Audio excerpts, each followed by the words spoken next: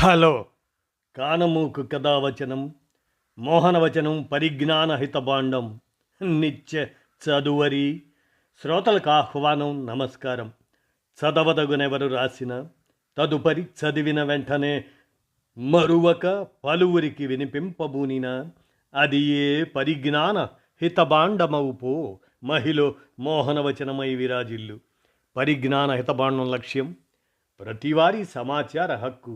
ఆస్ఫూర్తితోనే ఇప్పుడు రాచపాళెం చంద్రశేఖర్ రెడ్డి అందజేసినటువంటి త్రిపురనేని రామస్వామి 139వ జయంతి.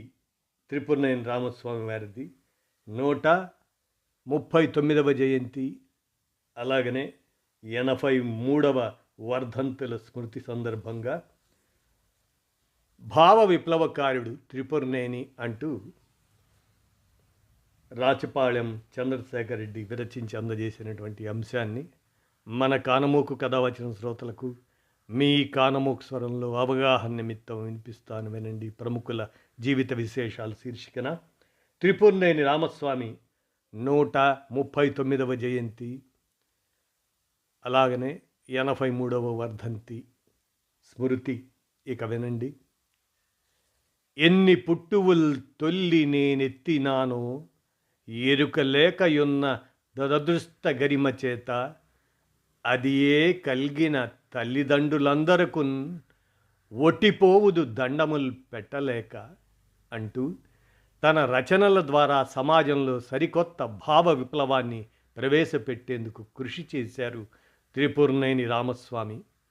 ఆయన కవి, నాటక రచయిత, సామాజిక తత్వవేత్త. జనవరి 15న 2026 ఈ సంవత్సరం వారి 139వ జయంతి. అలాగనే జనవరి 16న వారి 83వ వర్ధంతి స్మృతిగా ఈ అంశాన్ని భావ విప్లవకారుడు త్రిపురనేని అనేటువంటి దాన్ని మనం విందాం. కృష్ణా జిల్లా అంగలూరులో 1887లో జన్మించిన త్రిపురనేని రామస్వామి న్యాయ రాజకీయ రంగాల్లో పనిచేసిన ప్రధానంగా రచయిత.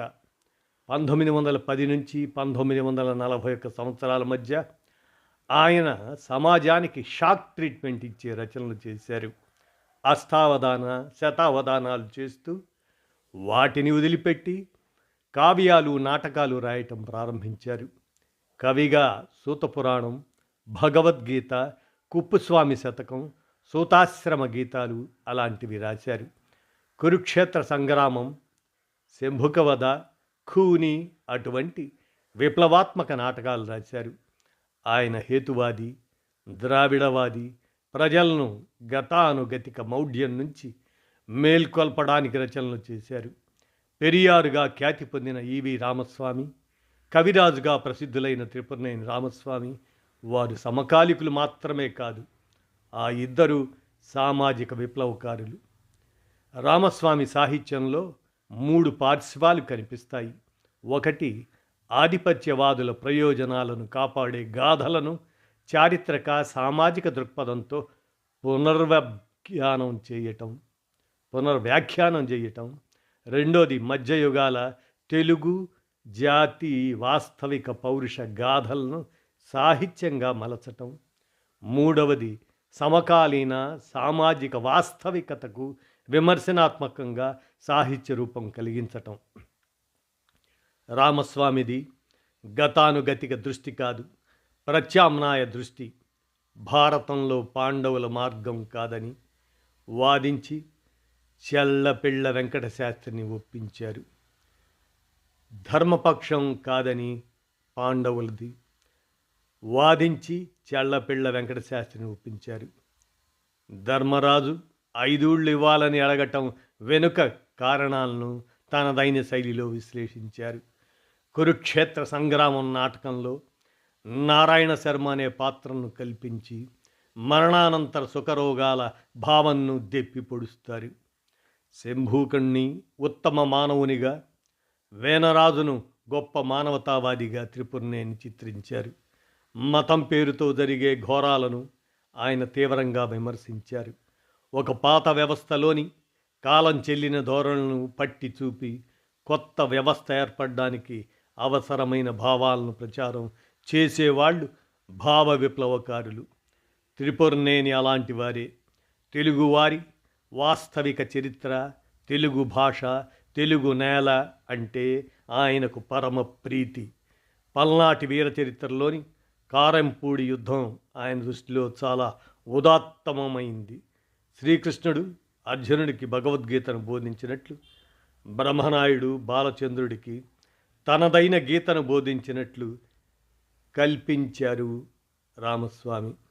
కురుక్షేత్ర యుద్ధం దాయాదుల ఆస్తుల కోసం జరిగితే కారంపూడి యుద్ధం దాయాదుల మిషతో బ్రహ్మనాయుడి సంఘ సంస్కరణాత్మకమైన చాపకూడు అదే సహపంక్తి భోజనం కారణంగా జరగటం ఆయన దృష్టిలో ప్రత్యేకమైంది. జ్ఞానం సార్వత్రికం కావాలన్నది త్రిపురనేని ఆకాంక్ష. ఆయన హేతువాద బలమంతా సూతపురాణంలో కనిపిస్తుంది. తన గీతలో మతాలు పుట్టకుండా ఉంటే అన్ని మారణకాండలు జరిగేవి కావు అని అంటారు. ఆయన సత్యవాది, హేతువాది, శాస్త్రీయవాది. మంచి సమాజం కోసం ఆయన తపించిన వ్యక్తి. శాస్త్రములెల్ల చదివి విజ్ఞానమెరిగి సంశయింపగా సర్వదా చర్చ చేసి నిజమెరుంగవలైనది నేర్వకున్న మూఢ విశ్వాసమున చేటు మూడుచుండు అని త్రిపురనేని బోధించారు. ఇప్పుడు ఈ మౌఢ్యం 1000 రెట్లు పెరిగిపోవటం విషాదం. కుప్పుస్వామి ధూర్త మానవ శతకాలను కూడా ఆయన ఆ కాలం నాటి మూఢత్వాన్ని విమర్శించడానికే రాశారు. స్వాతంత్ర పూర్వకాలపు భారతీయ జీవితంలోని అనారోగ్యకర ధోరణులను తెలియజెప్పి వాటిని నిర్మూలించి మంచి సమాజ నిర్మాణ ఆవశ్యకతను నొక్కి చెప్పడమే త్రిపురనేని భావ విప్లవోద్దేశం. డాక్టర్ బిఆర్ అంబేద్కర్ ఆర్థిక రాజకీయ విప్లవాల కన్నా ముందు భారతీయ సమాజంలో సాంఘిక విప్లవం రావాలన్నారు. త్రిపురనేని ఉద్యమం అదే. భారత స్వాతంత్రోద్యమ కాలంలో మన దేశీయుల్లో ఆంతరంగికంగా రావలసిన భావ స్వాతంత్రాన్ని ఆయన ప్రచారం చేశారు.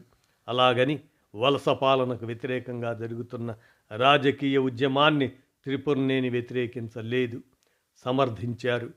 వీరగంధము తెచ్చినారము వీరుడెవడో తెలుపుడి పూసిపోదము మెడను వైతుము పూలదండలు భక్తితో అని ఆహ్వానించారు. 1943లో ఆయన తుదిశ్వాస విడిచారు. త్రిపురనేని కాలం నాటికి ఆయన సాహిత్యం ఎంత అవసరమో అనేక రకాలుగా నేడు అంతకన్నా ఎక్కువ అవసరం అని అంటూ ఆచార్య రాచపాళెం చంద్రశేఖర్ రెడ్డి వీరు అందజేసినటువంటి త్రిపురనేని రామస్వామి 139వ జయంతి, అలాగనే రామస్వామి గారి 83వ వర్ధంతి రెండిటిని మిళితం చేస్తూ వారి స్మృతిలో అందజేసిన ఈ అంశాన్ని మన కానమోకు కథావచనం శ్రోతలకు ప్రముఖుల జీవిత విశేషాలు శీర్షికన ఈ అంశాన్ని వినిపించాను. విన్నారుగా, ధన్యవాదాలు.